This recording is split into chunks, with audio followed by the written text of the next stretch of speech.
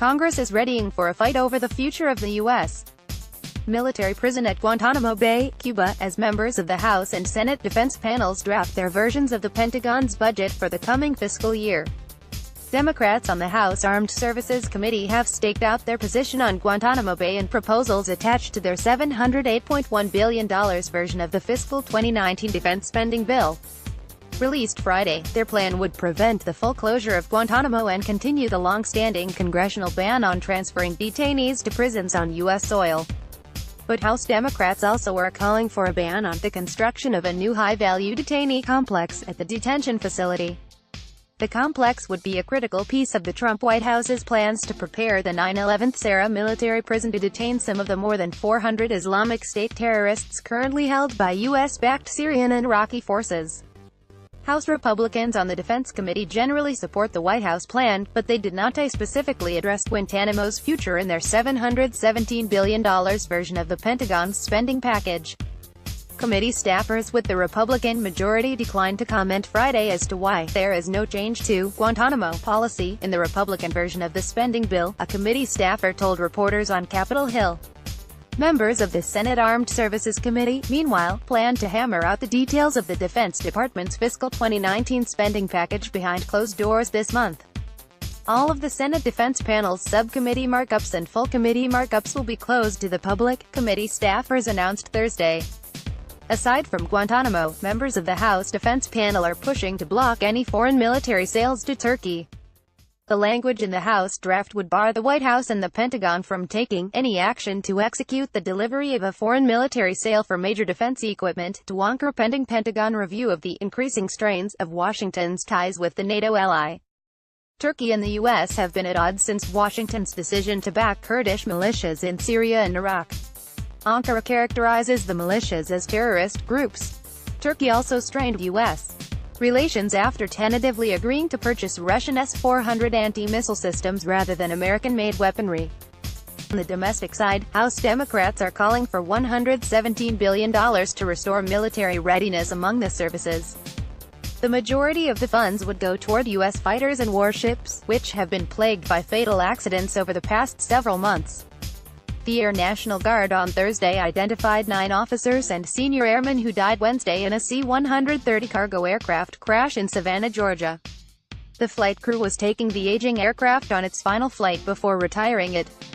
Overworked ships pressed into service in the Pacific was a key contributor to a slew of accidents and fatal at-sea collisions marked by the deaths of nearly 20 U.S. sailors in 7th Fleet last summer. The White House and the Defense Department have been mum on how they plan to move forward with the administration's executive order issued in January calling for a 90-day reassessment of U.S. detainee operations, including restarting transfers of terrorists to the military prison in Cuba. That has not kept lawmakers on Senate defense-related committees from staking out positions on whether the infamous prison should be reopened for Islamic State detainees taken off the battlefields in Iraq and Syria, or to continue repatriating Guantanamo's last 40 detainees and shutter the facility.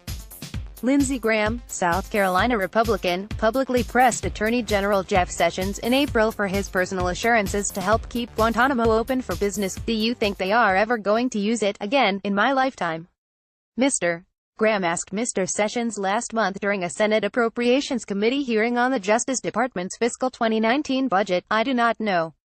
It could be, certainly, if we have a surge of arrestees, should the White House follow through with its executive order to keep the prison operating," Mr. Sessions replied. "A global problem currently. 489 Islamic State members are in the custody of the Iraqi and U.S.-backed Kurdish paramilitary coalition known as the Syrian Democratic Forces, most of them in Syria.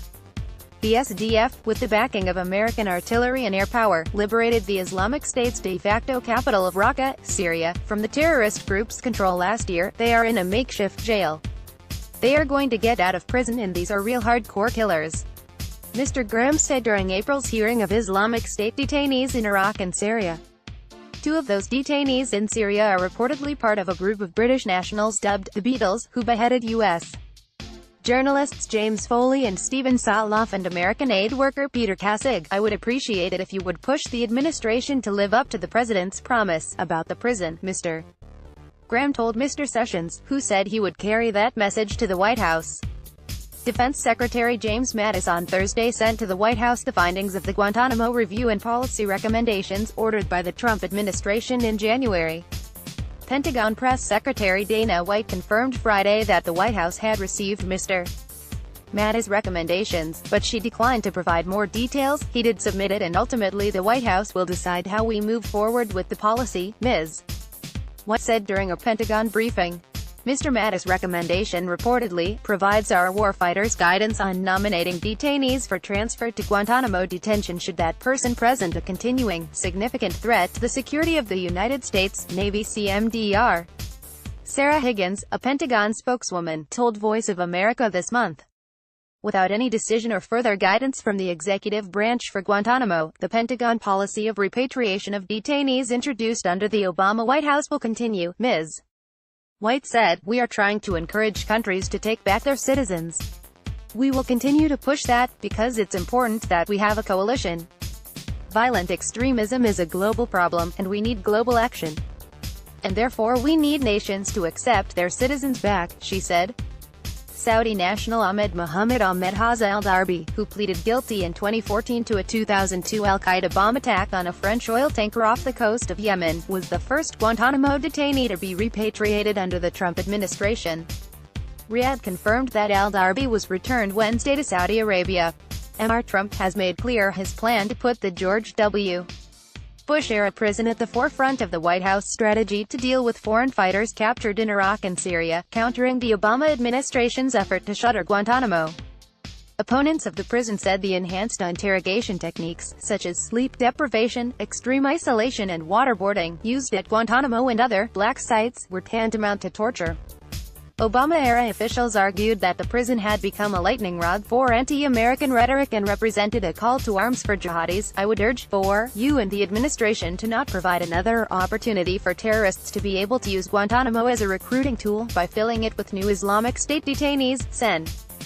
Jean Shaheen, New Hampshire Democrat, told Mr. Sessions during the April appropriations hearing. Mr. Mattis declined Monday to comment on what the future mission, if any, would be for Guantanamo.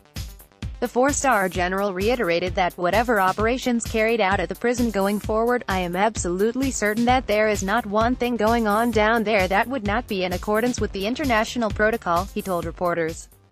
The Washington Times is switching its third-party commenting system from Discuss to Spot.im. You will need to either create an account with Spot.im, or if you wish to use your Discuss account, look under the conversation for the link, Have a Discuss account? Please read our comment policy before commenting.